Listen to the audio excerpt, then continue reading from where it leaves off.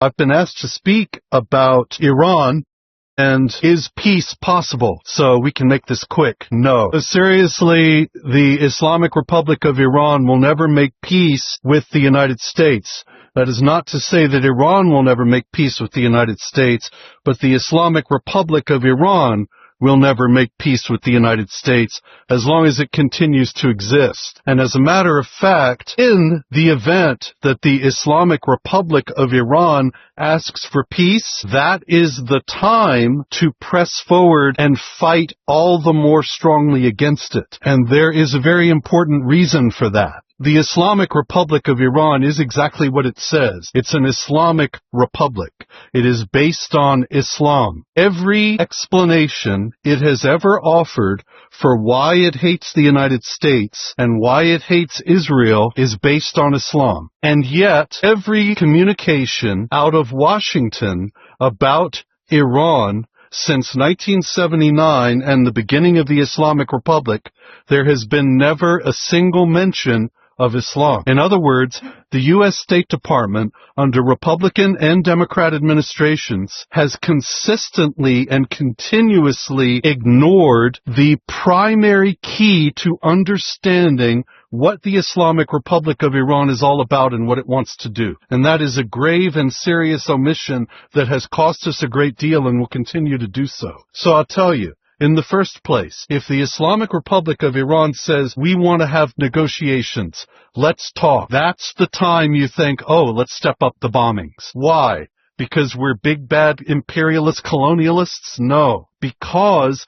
Islamic law teaches that there are only two conditions under which an infidel force and a Muslim force should make a truce. The first condition is when the infidels are about to convert to Islam. The second condition is the key one, and that is if the Islamic force is losing and needs time to gather strength to fight more effectively. That's when they say, hey, yeah, let's have a truce. So when the Islamic Republic of Iran says we want a truce, that means we're losing, and we know it, and so we want time. So that's the last time we should be saying, oh, they want peace. We'll sign a paper like after World War II, and we'll be friends. Never happened. All they're going to do is use the time that they gain by making the agreement to build up their forces to fight us again later. So that's the last thing that we should do, is make peace when they say let's make peace. So that's the first mistake that we have made again and again and again. Another one is believing that we can make a deal with these people at all. Now why? Because the Islamic Republic of Iran is a Shiite government. Shiite Islam is the guiding force, the principle, the foundation, the structure on which everything the Islamic Republic of Iran does is based. Shiite Islam. Shiites are about 15% of Muslims around the world, and the government is a Shiite government. Now, why does this matter? Because the Shiites invented the concept known as taqiyya, which you may have heard of. It became very popular. It became very widely known after 9/11, which is concealment. As a matter of fact, it's a kind of hat. If you want to conceal your bald spot, you wear a taqiyya. But it's also concealment of the truth, because the Shiites are a minority among the Muslims, and the Sunnis were always killing them. Islam has a death penalty for heresy and apostasy. So you have one sect, the Sunnis, the other sect, the Shiites. They both think the others are heretics and apostates, and so they kill each other. But there are many more Sunnis than there are Shiites, so Shiites end up getting killed a lot. So they developed this idea, which is actually based on the Quran, the holy book of Islam, that teaches that you can pretend to be on the side of your enemies in order to gain an advantage over them. And so a Shiite, in fear for his life from the Sunnis, would say, hey, you got it wrong, I'm a Sunni, and save his life. And so the Islamic Republic of Iran may say, we don't want a nuclear weapon, we just want nuclear power for peaceful purposes. We don't want to do this or that.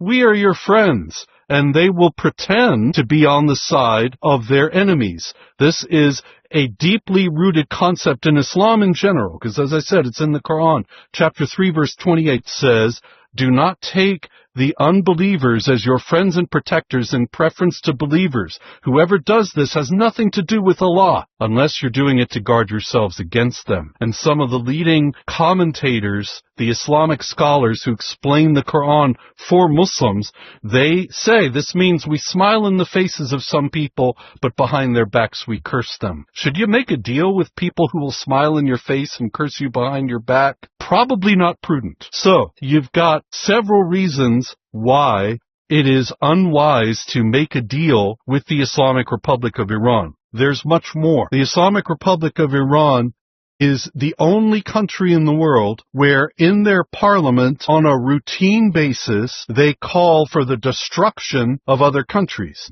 But in the Islamic Republic of Iran, on a pretty routine basis, they stand up and they scream, "Death to America! Death to Israel!" And in the mosques every Friday. And the Islamic Republic of Iran orders the people of Iran, when they go for Friday noon prayers, to chant "Death to America" and "Death to Israel" in the mosques. The late Ayatollah Khamenei, and he said at one point, actually he said it more than once, that "Death to America" is not just a slogan. Death to America is a policy. Death to America is the goal of our entire regime. Death to America is the goal of their entire regime, and we're going to go and make a deal and think that everything is going to be all right and they're going to rejoin the family of nations. And there are reasons why death to America is the goal of the entire regime. The Islamic Republic of Iran, remember, as I said at the beginning, is an Islamic republic. And that means everything that it does is based on Islam. And they think that Islam, of course, being the one true religion of the one true God, that it offers the one true vision for the perfect society on earth. And one of the main principles of that idea is the concept of the rule of the cleric. The idea is that Muhammad, the prophet of Islam, was, in a certain sense, he was a very real sense, a religious leader, because he got messages from Allah and they were collected into the Quran. But he was also a military and a political leader. And so the perfect Islamic society, according to the founder of the Islamic Republic, the Ayatollah Khomeini, he formulated this idea that because Muhammad was the ruler of the first Muslim community, the rightful ruler of the Muslim community were the Muslim clerics. And so that is the perfect government that Allah ordains for the earth, and it's embodied in the government of the Islamic Republic of Iran. And the Islamic Republic of Iran imposes Sharia, which is Islamic law. Islamic law is not like American law. Islamic law comes from Allah. It is based on the Quran, the holy book of Islam,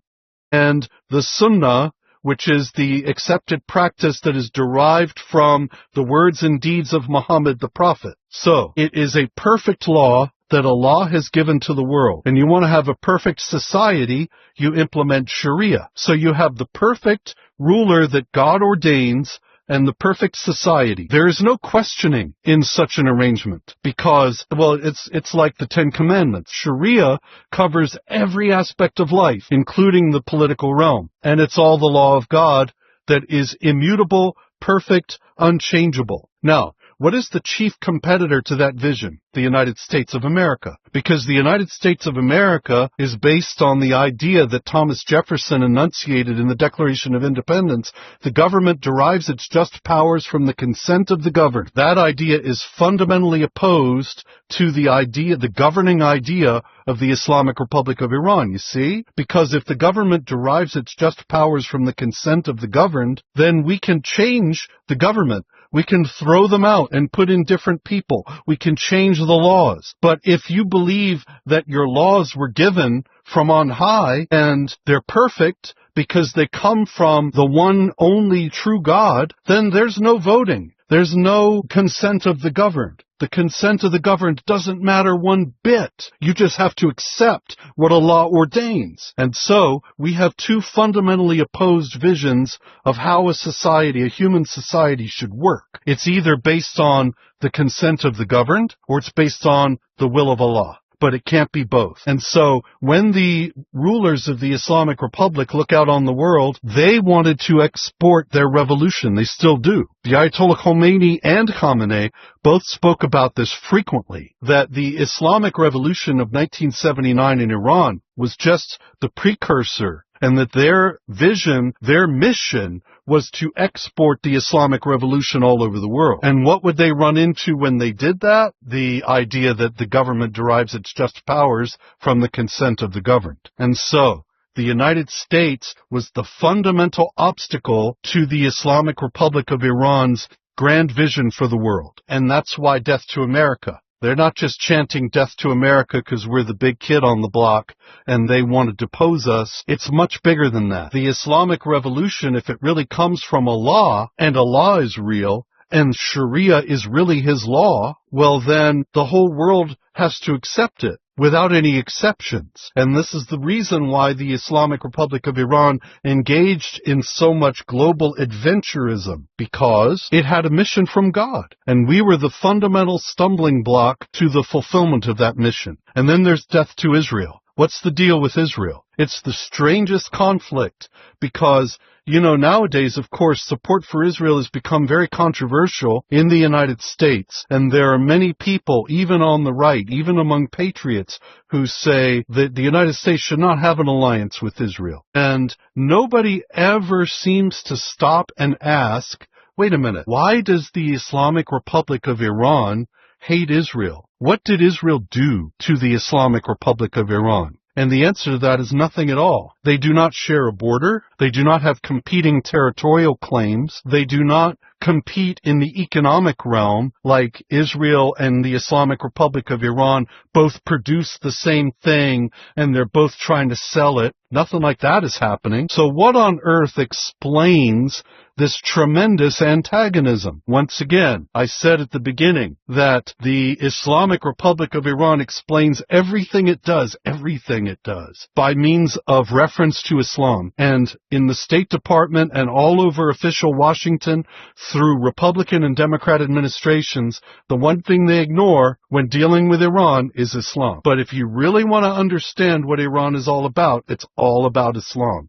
Why do they hate Israel? It's all about Islam. Because the Quran, chapter 2, verse 191, and it says, drive them out from where they drove you out. Drive them out from where they drove you out. So, what is Israel? Israel is a state of people who were the indigenous people of the land who were exiled from the land, with some exceptions. There were some who stayed there all the way through, and who returned to the land in 1948. Who ruled the land in between? Well, the Romans did, and then the Eastern Roman Empire, the Byzantines, and then who? The Arab Muslims, and then the Turkish Muslims. And so it was Muslim land. Islam must dominate and not be dominated, said Muhammad.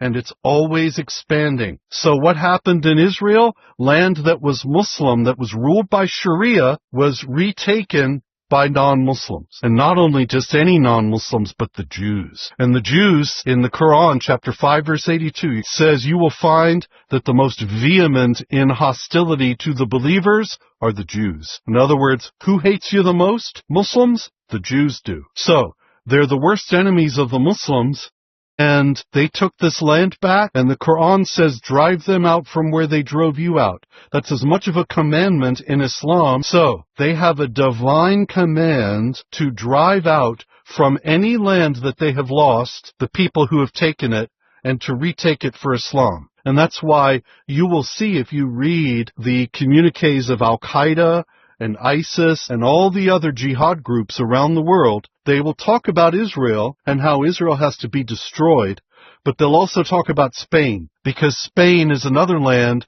that was ruled by Islam and is not today. And so it's right there, number 2 on the to-do list. Israel has to be destroyed because the Quran commands that any infidels who have retaken Islamic land have to be driven out. So, what happens if they don't get driven out? Well, it's a tremendous rebuke to Islam and to Allah, that He says, drive them out from where they drove you out, and the Muslims haven't managed to do so. It's a tremendous humiliation, you see. And humiliation is the worst thing that you could inflict, because Islam must dominate and not be dominated. And because the Quran says in chapter 9, verse 29, fight even the people of the book, that's Jews and Christians, until they pay the jizya with willing submission and feel themselves subdued or humbled.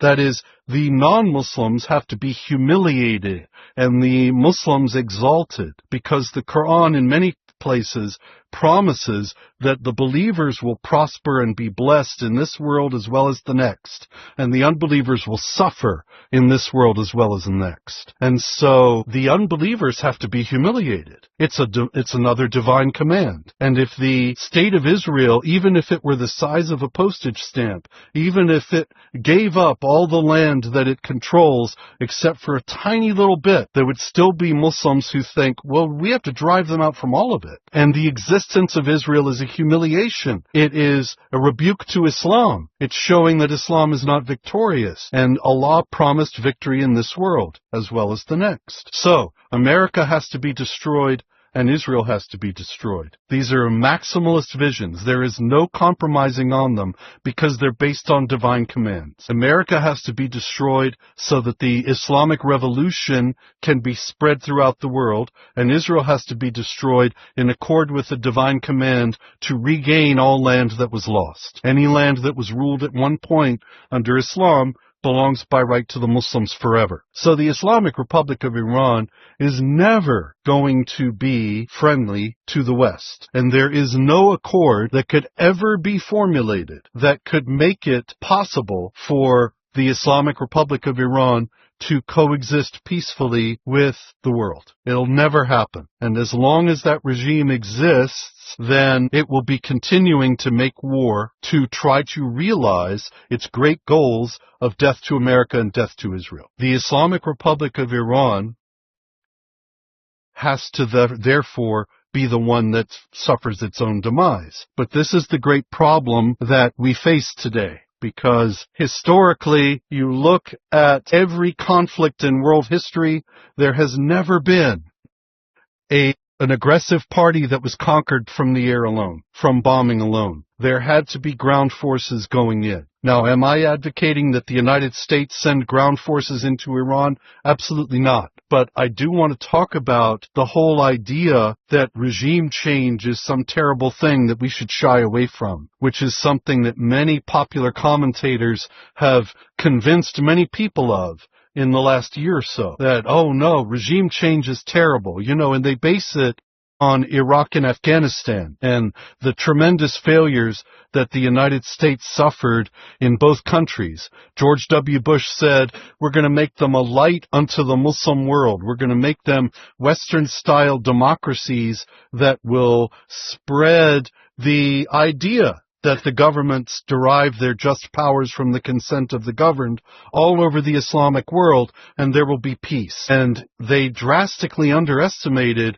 the allegiance that people had for Sharia, for Islamic law, considering it to be the law of the perfect God, the only God. So in Iraq, Saddam Hussein was toppled, and he was a secular ruler. He was a terrible tyrant. He did not rule according to Islamic law. There were many people in Iraq who thought, this is not legitimate, we have to have Islamic law. And so they were glad to see him go. And when we had the voting in Iraq, in the first place the Shiites won, because they are a majority in Iraq, and the Sunnis, not wanting to accept either Shiite rule or secular rule, revolted in the northern part of the country, and they started to form jihad groups like ISIS to establish Islamic law, because they believed that that's the will of Allah for governments. And so we had ISIS and its caliphate in Iraq and Syria, and all the other jihad groups. One of them has now taken over Syria. And all of that comes from